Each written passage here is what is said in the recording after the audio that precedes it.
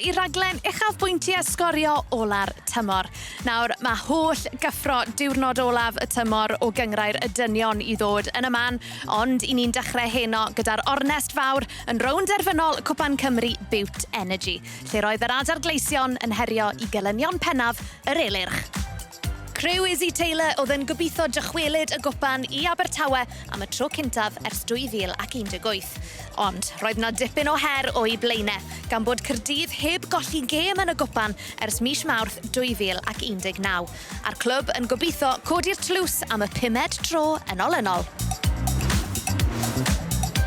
Sbiwch pwys i symud fyny. Pawb yn disgwyl gwasanaeth da gan Chivers. Mae hwnna braidd yn hawdd i Bowen i chlirio. Mae Chivers yn cael cyfle arall i'w hyrddio nôl mewn.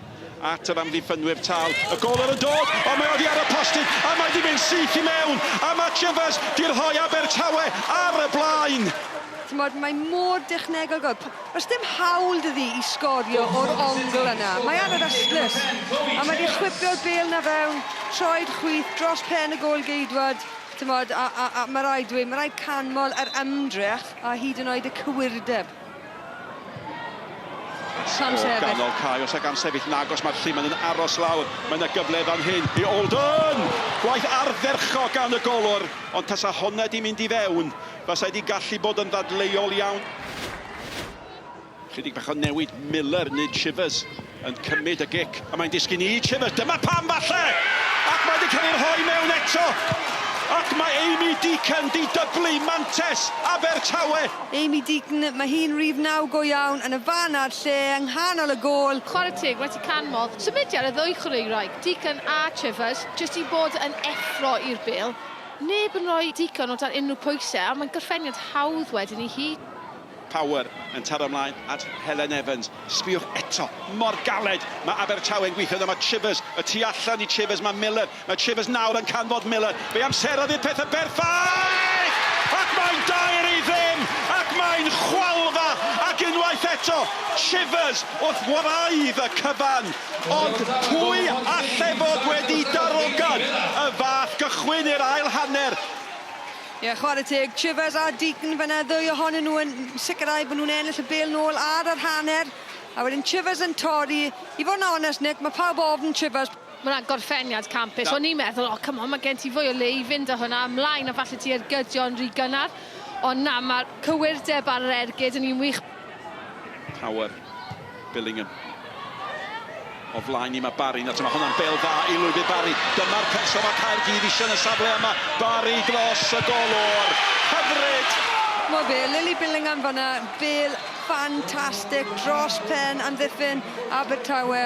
Barry yn gwybod yn iawn yn y derys bod hi'n mynd i medru rwydo. Fan hyn, Fiona Barry, gan ystyried adeg y gêm hefyd a pwysigrwydd y gol nesaf yna, i ceisio hynna, i cadw pen ac yn dechnegol i wneud e, hollol wych. Olden sy'n paratoi i gymryd y gic. O, mae'r peniad yn cael ei roi mewn yn yr hoi gan Shannon Evans. A man a dro ar fyd. Wel, mae Caerdydd wedi bod yn synhwyro hyn ag nhw. Neb yn agos i Shannon Evans fanna. Chwarae teg iddi. Pwy oedd gyda Evans fanna fel oedd hi'n neud y rediad ar draws. Merched tal. Mae wedi symud fyny a mae hwnna'n gornel arbennig o dda ac oedd y peniad yn bwysig gan Lake. O, mae'r peryg yn dal heb i glirio. Barry eto. O, mae'r ôl beniad. O, mae'n mynd mewn i rwyd i hun oddi ar y capten. Bobl bach beth sy'n digwydd. Wel, o'n i'n gweld yn dod nag yn i Abertawe'n penio'r bêl gan ddim cweit yn gwybod ble mae e. Cymysgedd wedyn yn y cwrt chwech fanna.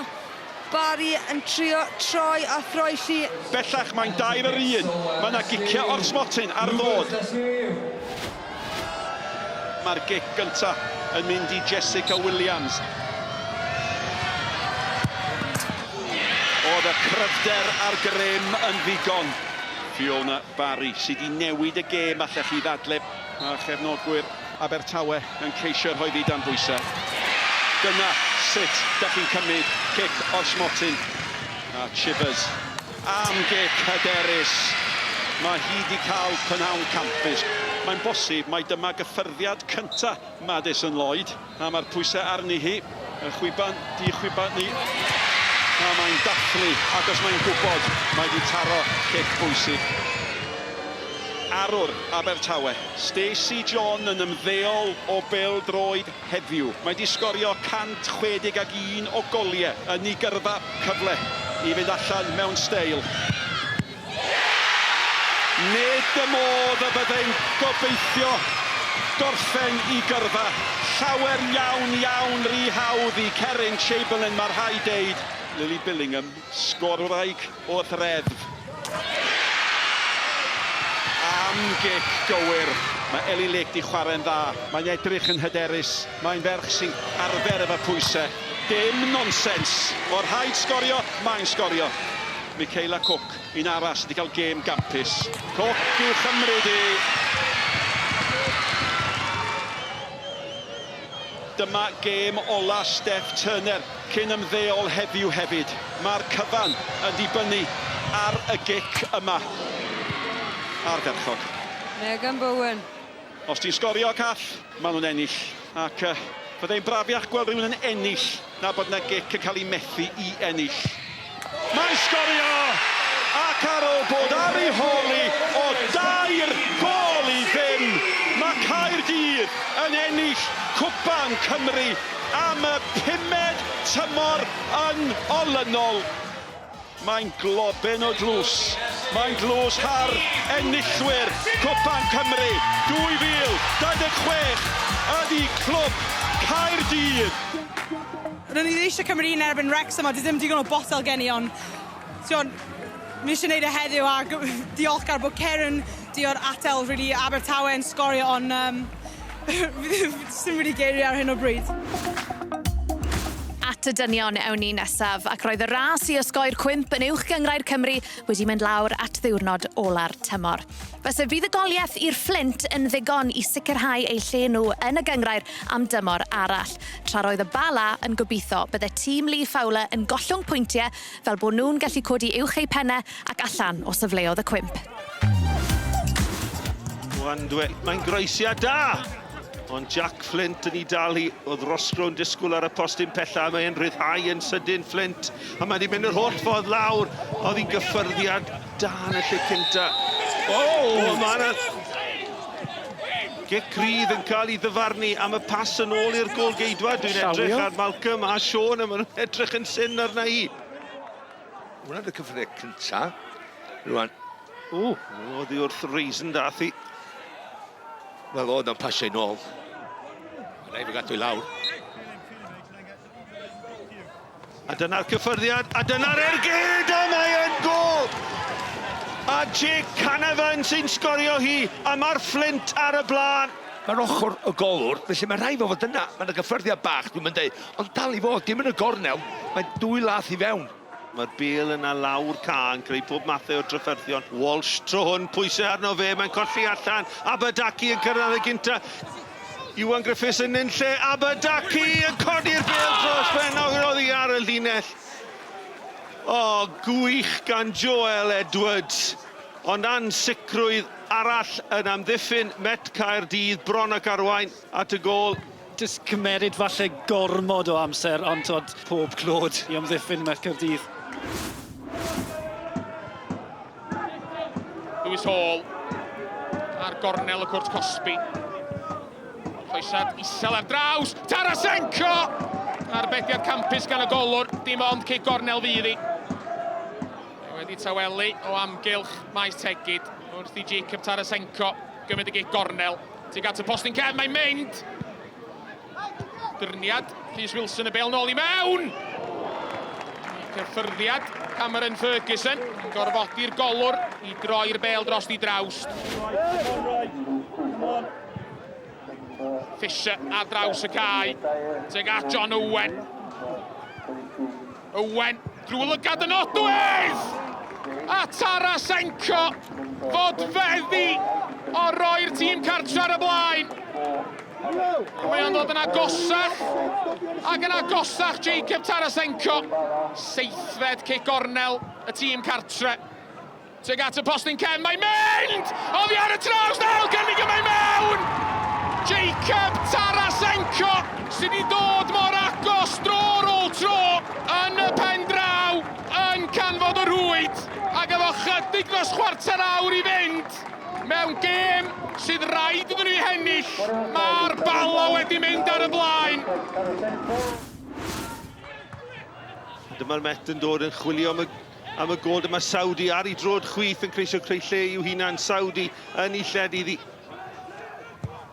Y croesiad dros ben o Flint. A'r tro cyntaf mae Flint wedi bod mewn trafferth. Mae hwnna'n mynd i mewn. Sa'n cwestiwn am hynny. Be mae'n mynd i wneud? O! Mae'n cael top i ddys. Yr eilydd Morris yn credu oedd a hi. A dyma Harry John. John at y postyn pella! A maen nhw wedi dod yn gyfartal! Wel, mae'r Flint yn ildio. Dwi'n mae yn benderfynol cyrra hwnna gyntaf. Am beniad, am gol. Bell yn uniongyrchol. Peniad Ferguson! Ac arbediad gwych gan Rhys Wilson o ergi Tom Kelly. Stevenson yn troi. O dyma Harry Owen. Owen yn ei gosod hi! A Hughes wedi cael ei. A mae Flint nôl ar y blaen. O, ti'n gwybod be, mae Stevenson yn neud yn wych. Oce, mae o'n neud y bel. Unwaith mae'n cael y croesiad i fewn, mae Harry yn neud mor dda'r captan yn fan hyn. Harry Owen yn just neud y bas a gosod ti efo'r pwysau perffaith. Ben yn sgorio'r gol ac mae'n rhaid fi ddeud, o ran y chwarae, maen nhw'n heddi. Mwandwe. O, a Jasper Payne. O, mae Payne yn cael ei dynnu i'r llawr. A fe fydd yn y garden. A mae'n mynd i fod yn goch. A mae'r Flint lawr i 10 dyn. Do'n i ddim yn meddwl oedd hi'n goch. O, dwi ddim yn credu. Do'n i'n meddwl bod yna amddiffynwyr o'i gwmpas e. Di hwn yn goch, Siom yr edrych? Wel, dwi'n meddwl cerdyn melyn. Bydde gol arall i'r Met yn newid pethau'n llwyr. A mae'n gwyro! A mae'n mewn! A mae'n mor greulon! A nawr mae'r Met yn gyfartal! Wel, am ddiweddglo yma ar gyn coed. Met 2, Flint 2. Oedd o gol geidwad wedi mynd y ffordd iawn, ond Craven yn cael y cyffyrddiad lleia oddi ar y wal a mae'n greulon o rhan y Flint. Mewn i'r canol a hi, Flint angen gol i aros i fyny ar bêl hir a mae'n ras rhwng Mwandwe a Hughes. Mwandwe! A mae Mwandwe i'r llawr a bydd hwn yn sicr yn garden coch. Ail gerdyn coch i'r Flint. A mae Tymor yn ddeilchion. Flint lawr i 9. Mae di mynd o ddrwg i waith i'r Flint. Gigon Elfofn. A'r peniad i lawr! A mae Ricky Lee Owen wedi dod allan sawel yn gyfartal.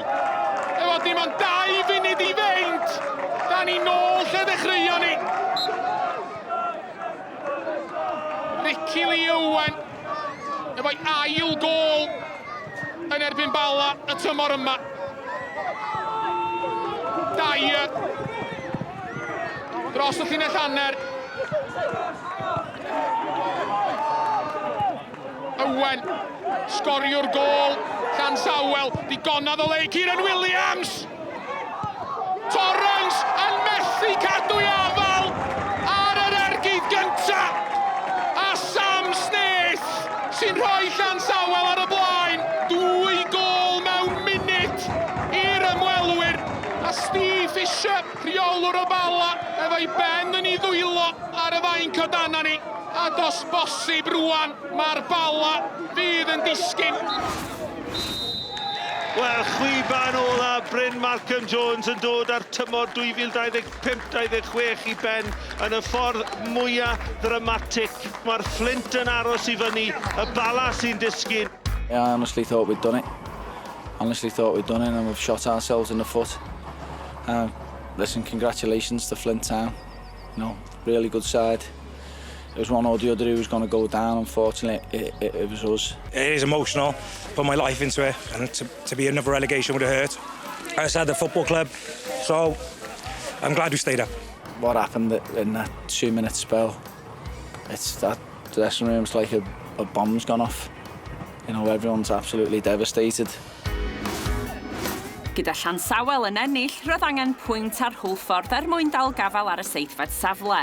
A gyda 3 munud ar y cloc yn unig, fe rwydodd Dan Hawkins i roi'r tîm cartref ar y blaen yn erbyn Llanelli. Llai na 10 munud yn ddiweddarach ac fe ddyblwyd y fantais gan brif sgorio'r Hwlffordd y tymor yma. Ben Amon yn rhwydo'i ail gol ar 15 ym mhob cystadleuaeth y tymor hwn. Gyda'r pwysa'n parhau ar y cochion gan yr adar gleision, fe gipiodd Corey Shepherd y bêl oddi ar Joe Lloyd mwyn bwydo Hawkins wrth iddo rwydo yn erbyn Llanelli am y trydydd tro ers yr hollt. 5 munud i mewn i'r ail hanner ac wedi pasio twt gan y tîm cartra, fe rwydodd Hawkins i hat-trick gydag ergyd anhygoel oddi allan o'r bocs. Am gol.